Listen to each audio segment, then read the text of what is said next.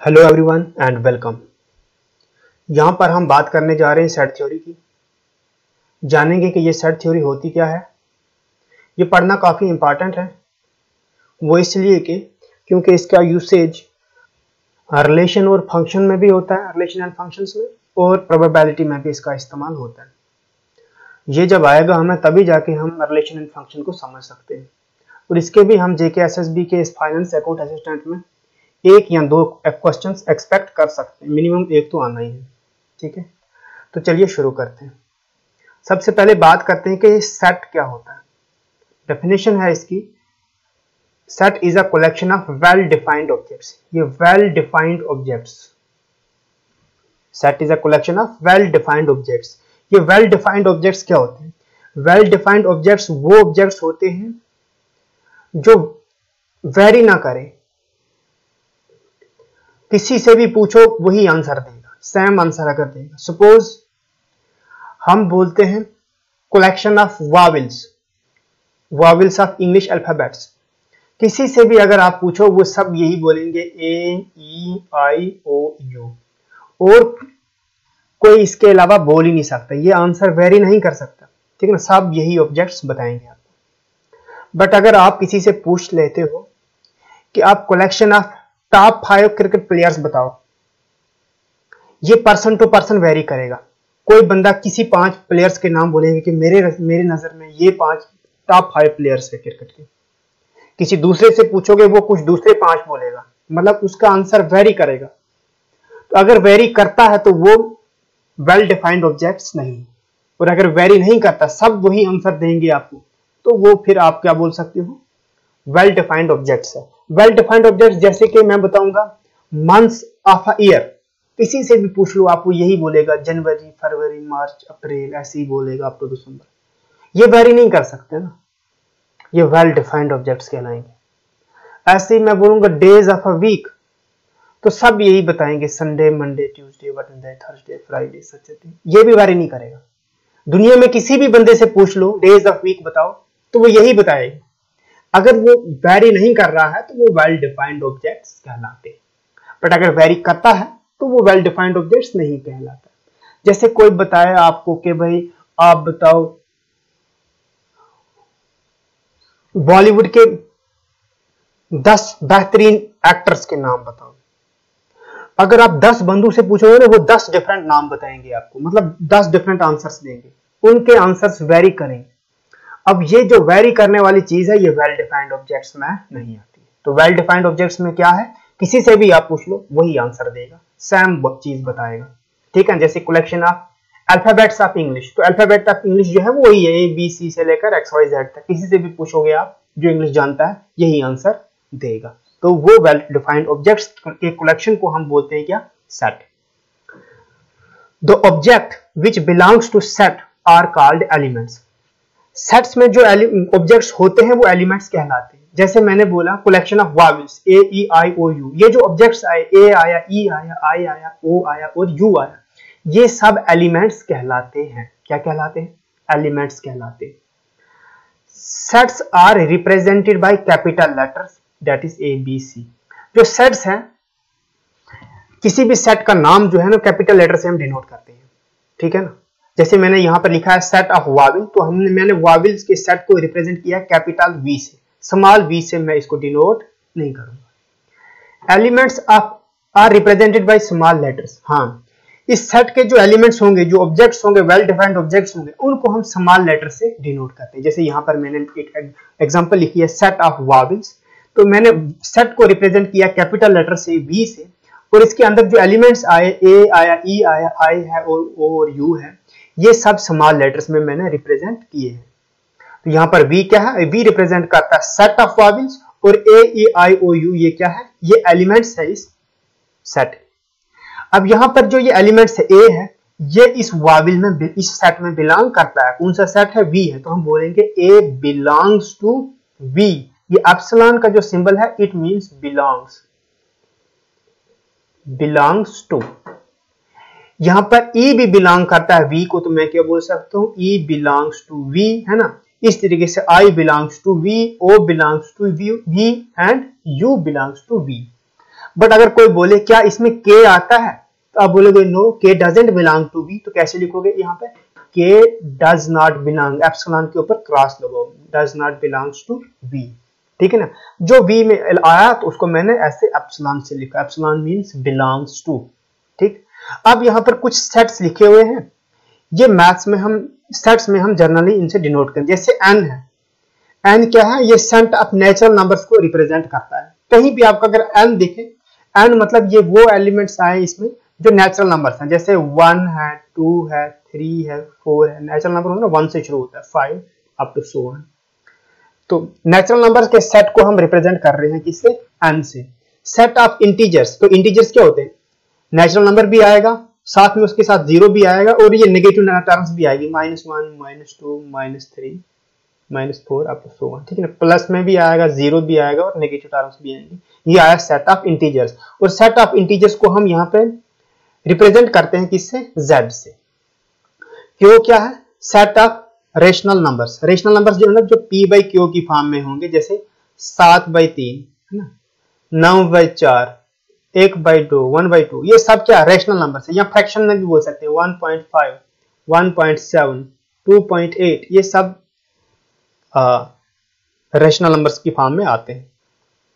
Set of complex number, तो complex number जैसे ऐसे होता है, a प्लस आयोटा b, इस फॉर्म में होता है, तो इसको हम बोलते हैं कम्प्लेक्स नंबर। तो सेट ऑफ कम्प्लेक्स नंबर को हम c से डिनोट करते हैं। एक और सेट याद रखो, r से हम रिप्रेजेंट करते हैं real numbers, set of real numbers, real numbers,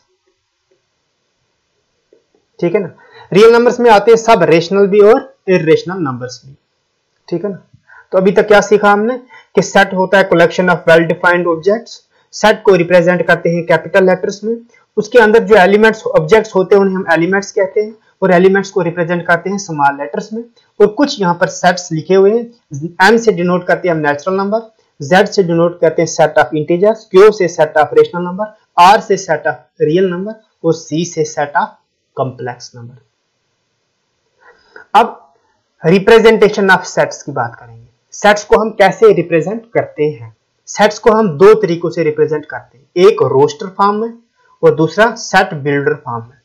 दोनों हमें पढ़ने हैं, इन पे कुछ क्वेश्चंस भी करने हैं। सबसे पहले हम बात करेंगे कि रोस्टर फॉर्म क्या होता है। एलिमेंट्स ऑफ रोस्टर फॉर्म में क्या होता है, elements of sets are within braces and separated by commas. जो भी एलिमेंट्स होते हैं सेट के वो विद इन ब्रेसेस होते हैं, मतलब ये इसके अंदर होंगे, और एक एलिमेंट दूसरे एलिमेंट से सेपरेट करेंगे हम कैसे, कॉमा डाल के। जैसे मैंने लिखा है सेट ऑफ वॉवेल्स, मैंने इस सेट को रिप्रेजेंट किया सपोज ए से, कैपिटल ए से, इक्वल्स टू, अब ये मैंने ये वो ब्रेसेस के अंदर लिखे वो एलिमेंट्स क्या क्या आता है, ए ई आई ओ यू। अब इनके बीच में मैंने क्या डाला, ये देखो कॉमास डाले हुए। तो ये है रोस्टर फॉर्म में लिखने का तरीका। विद इन ब्रेसेस लिखो, वो एलिमेंट सारे लिखो जो जो आते हैं उसमें, और उनको सेपरेट करो किससे, कॉमा से। यहां पर एक क्वेश्चन है, set of even numbers less than 10, less than 10 जो इवन नंबर्स है वो बताओ आप उसको रोस्टर फॉर्म में। तो रोस्टर फॉर्म में सबसे पहले आप क्या ऐसे ब्रेसेस डालोगे, स्टार्ट।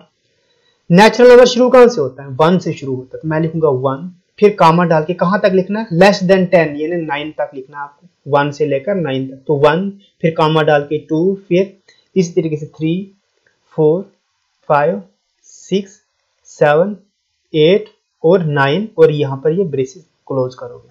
ये है रोस्टर फॉर्म में लिखने का तरीका, है ना। सेट ऑफ इवन नंबर्स था, लेस देन 10 मैंने गलत करा। इवन नंबर्स में सिर्फ आएगा क्या हमारे पास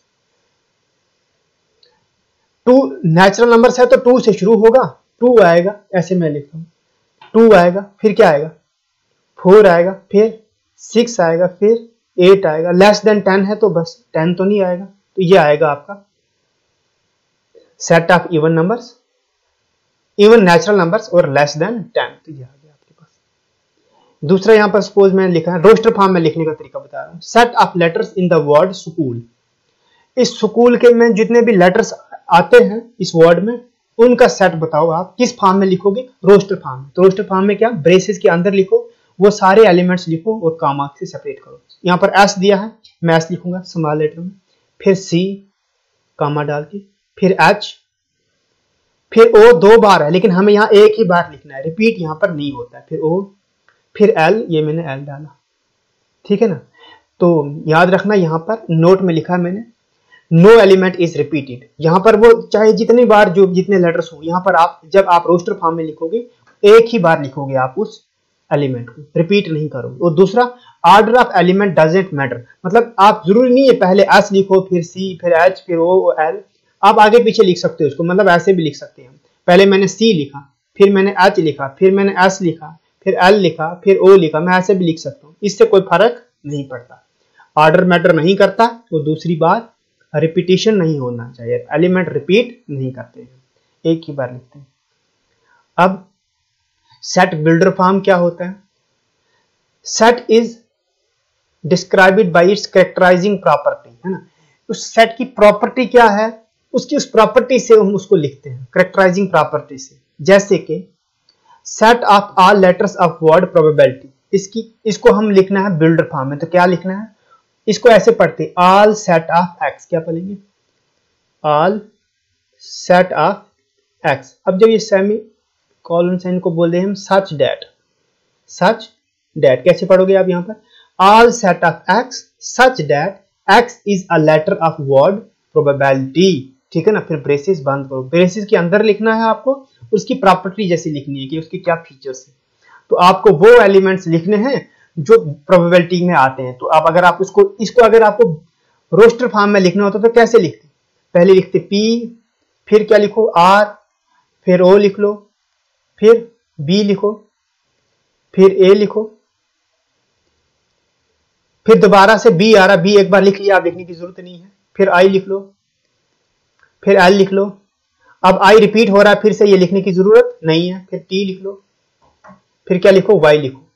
ये इसका आया क्या, रोस्टर फॉर्म, लेकिन ये इसका बिल्डर फॉर्म आया। बिल्डर फॉर्म में आपको सीधे बोलना है कि उसकी प्रॉपर्टी किस तरीके से, इसकी कैरेक्टराइजिंग प्रॉपर्टी क्या है। All set of x, x is a letter of word probability. For example यहाँ पर एक सेट लिखा है, किसकी फॉर्म में, देखते ही पता लग रहा है हमें रोस्टर फॉर्म में, और इसको अगर हमें बिल्डर फॉर्म में लिखना है तो कैसे लिखेंगे, देखो ध्यान से, ये क्या है 1 2 3 4 5 6, कहीं ना कहीं नेचुरल नंबर्स हैं और लेस देन 7 है ना। या फिर तो आप इसको ऐसे लिखोगे, all set of x such that x क्या है, एक्स इक्वल्स टू एन, मतलब नेचुरल नंबर है, एंड यहां एक्स बिलोंग्स टू लिखो, x belongs to n, x कौन सा है, नेचुरल नंबर्स में आता है, एंड एन जो है वो क्या है, लेस देन 7 है। इस तरीके से लिख सकते हो। यहां चाहो तो आप ऐसे लिख सकते हो, क्या, all set of x such that x belongs to n, है ना। एक्स तो कहां पे बिलोंग करता है, नेचुरल नंबर में, क्योंकि सेट ऑफ नेचुरल नंबर में 1 से लेकर आपको इन्फिनिटी तक जाएगा, लेकिन आपको कहां तक लिखने, सिर्फ 6 तक लिखने। आप लिखो and n is less than or equal to 6। अब less than or equal to 6 लिखा मैंने, 6 भी आएगा। यहां पर लेस देन 7 है तो 7 नहीं आएगा, 6 तक ही चलेगा। ये इसका बिल्डर फॉर्म में लिखने का तरीका है। यहां पर कुछ क्वेश्चंस लिखे मैंने, इनको हमें रोस्टर फॉर्म में लिखना है, तो ये कहीं ना कहीं बिल्डर फॉर्म में, देखो कैरेक्टराइजिंग प्रॉपर्टी से दिया हुआ है, बिल्डर फॉर्म में है, हमें रोस्टर फॉर्म में लिखना है। एग्जाम में भी ऐसे क्वेश्चन पूछ सकते हैं, वहां पर रोस्टर फॉर्म में दिया हो, हमें बिल्डर फॉर्म में लिखना है, या फिर वहां पे बिल्डर फॉर्म में दिया हो, हमें रोस्टर फॉर्म में लिखना है। तो यहाँ पे बिल्डर में दिया है, रोस्टर फॉर्म में लिखना है। क्वेश्चन नंबर 1 है, ऑल सेट ऑफ एक्स, पढ़ना सीखो पहले, ऑल सेट ऑफ एक्स, फिर सच that x is an integer and x की वैल्यू क्या है, 3 से बड़ी है, -3 से बड़ी है और 7 से छोटी है। तो कैसे लिखोगे आप इसको, पहले ब्रेसेस के अंदर लिखना, -3 से बड़ा इंटीजर क्या आएगा, -2 आएगा, फिर -1, फिर 0, कहां तक जाओ, 7 से कम, 7 से कम क्या आएगा, 6 आएगा, फिर 1 2 3 4 5 और 6। ये आया आपका इसका ये रोस्टर फॉर्म। तो क्या लिखे हमने, सारे वो एलिमेंट्स लिखे और सेपरेट किए हमने कॉमास से और विद इन ब्रेसेस लिखे, ठीक है ना। ये बिल्डर फॉर्म में था, क्योंकि यहाँ पे इसकी कैरेक्टराइजिंग प्रॉपर्टी, तो हमने रोस्टर फॉर्म में लिख लिया। रोस्टर फॉर्म पहला सिंपल होता है। अब देखो दूसरा क्वेश्चन है, all set of x such that x belongs to N, N मतलब natural number, and x is less than 6, x की वैल्यू 6 से कम है।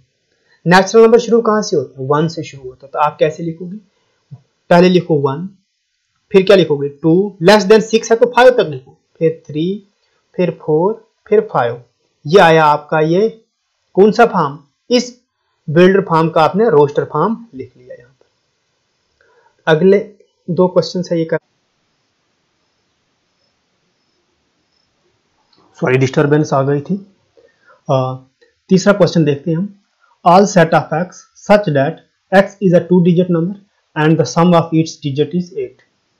हमें ऐसे सेट ऑफ 2 डिजिट नंबर्स बताने हैं जब हम उन डिजिट्स को क्या करें, ऐड करें तो वो 8 बन जाए। सपोज मैं लिखता हूं 26, ये ऐसा 2 डिजिट नंबर है जबकि मैं 2 और 6 को ऐड करूं तो मेरे पास आंसर क्या आ रहा है, 8 आ रहा है। तो ऐसे डिजिट्स का मुझे क्या बोलना है, सेट बनाना है और लिखना किस फॉर्म में है, रोस्टर फॉर्म में। तो कैसे लिखेंगे, ब्रेस से शुरू करो, थोड़ी सी प्रॉब्लम होने लगी मुझे लिखने में। अब जैसे कि 2 डिजिट नंबर मैं ऐसे लिख सकता हूं 1 और 7 17, ऐड करो 7 और 1 8 हो जाएगा, एक ऐसा डिजिट बनेगा। दूसरा डिजिट बन सकता है मेरे पास 7 और 1 71 का, ठीक। एक लिख सकता हूं मैं 26, है ना, 2 और 6 8 बनेगा। फिर दूसरा इसी का उल्टा 62, फिर 35, फिर क्या लिख सकता हूं 3 और 5 8 होता है ना, अब 53 लिख लो। और क्या लिख सकता हूं मैं 44, एक ही बार आएगा। और क्या लिख सकता हूं मैं, और लिख सकता हूं मैं 8 और 0, 2 डिजिट नंबर है, ऐड करो 8 और 0 8 बनेगा। लेकिन 0 और 8 नहीं आएगा क्योंकि ये 1 डिजिट नंबर आएगा। ये ऐसे डिजिट्स है, 2 डिजिट नंबर्स हैं जिनको ऐड करके आपको क्या बन रहा है, 8 आ रहा है, ठीक है ना। ये आया इसका रोस्टर फॉर्म। अगला क्वेश्चन है question number 4। All set of x such that x is a prime number and which is a divisor of 60।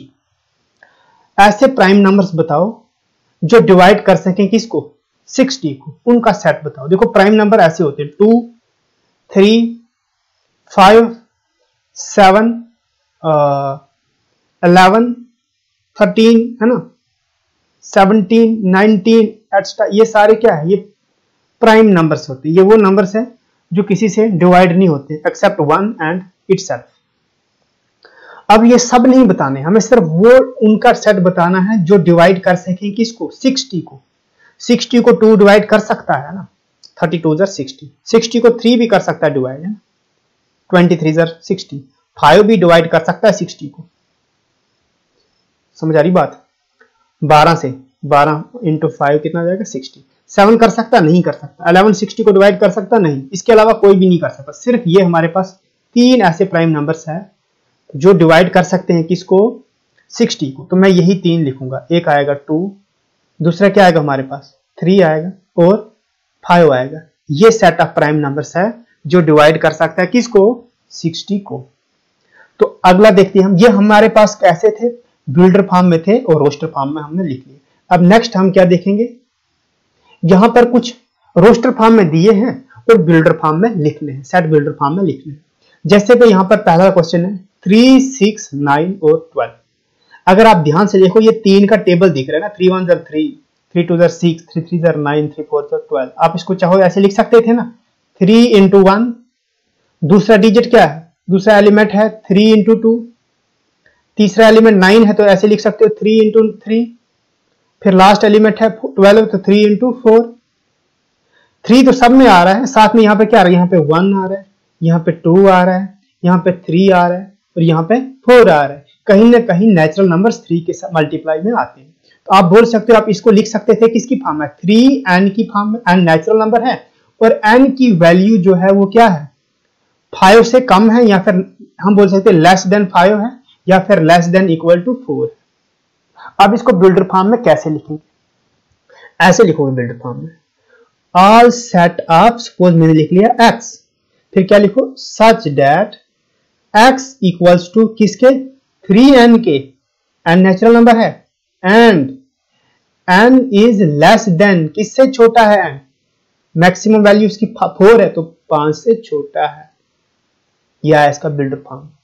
या फिर इसको दूसरे तरीके से लिख सकते हो, all set of x such that x equals to 3n and x को लिख सकते हैं हम ये less than or equal to 4 है, x is less than or equal to 4। अब 4 भी आएगा, उससे छोटे भी आएंगे, इस तरीके से आप लिखोगे। देखो नेक्स्ट क्वेश्चन है क्वेश्चन नंबर 2, 4, 8, 12, 16, 20, 24।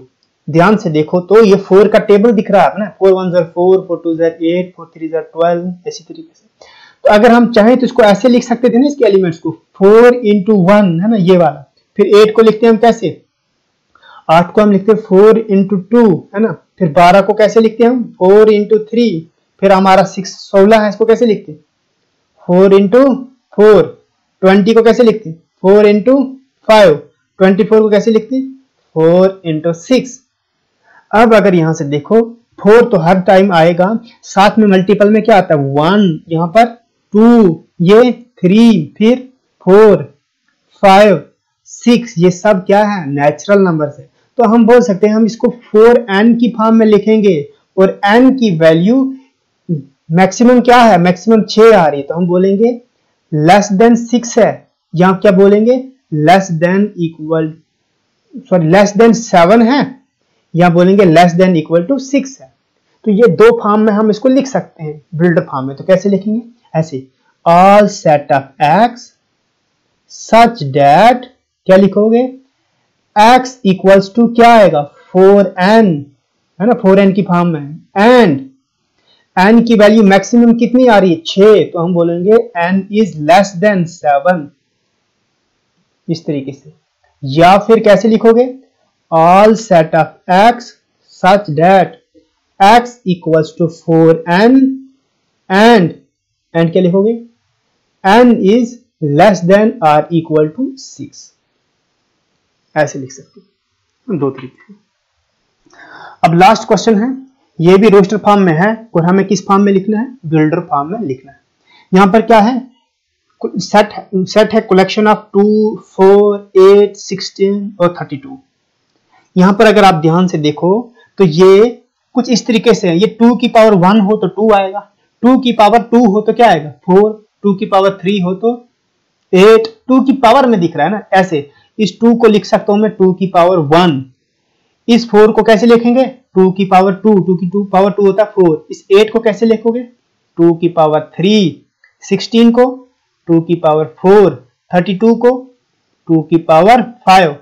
अब अगर आप यहां देखोगे 2 के पास ऊपर पावर है क्या, 1, 2, 3, 4, 5 नेचुरल नंबर है, तो हम चाहे इसको ऐसे लिखेंगे ना, 2 की पावर n। अब n जो है, n की मैक्सिमम वैल्यू क्या है, 5 है, तो हम बोलेंगे n इज लेस देन 6, या बोलेंगे n इज लेस देन और इक्वल टू 5। तो आप कैसे लिखोगे, आप इसको सेट बिल्डर फॉर्म में, all set of x such that x equals to किसके बराबर है, 2 की पावर n, 2 की पावर n है ना natural numbers, and n is less than किसके, 6 के। या फिर कैसे लिखोगे, all set of x such that x equals to 2 की power n and n is less than और इक्वल टू 5। x की जगह आप y भी लिख सकते थे ऐसे, all set of y such that y equals 2 की power n and so on, ठीक है ना। तो ये आपने इस लेक्चर में क्या सीखा, आपने सीखा सेट क्या होता है, सेट को कैसे लिखते हैं, है ना। सेट को कैपिटल लेटर से डिनोट करते हैं, सेट में जो एलिमेंट्स होते हैं स्मॉल लेटर्स में डिनोट करते हैं। एलिमेंट्स को ऑर्डर मैटर नहीं करता है, एलिमेंट्स रिपीट नहीं होते, और आपने देखा दो तरीकों से हम इसको क्या कर सकते हैं, रिप्रेजेंट कर सकते हैं, एक रोस्टर फॉर्म और दूसरा बिल्डर फॉर्म। और हमने फिर सीखा रोस्टर फॉर्म में कैसे सेट को लिखेंगे और बिल्डर फॉर्म में सेट को कैसे लिखेंगे। अब नेक्स्ट क्लास में मिलेंगे जहां पर हम सेट्स की टाइप्स को डिस्कस करेंगे। शुक्रिया।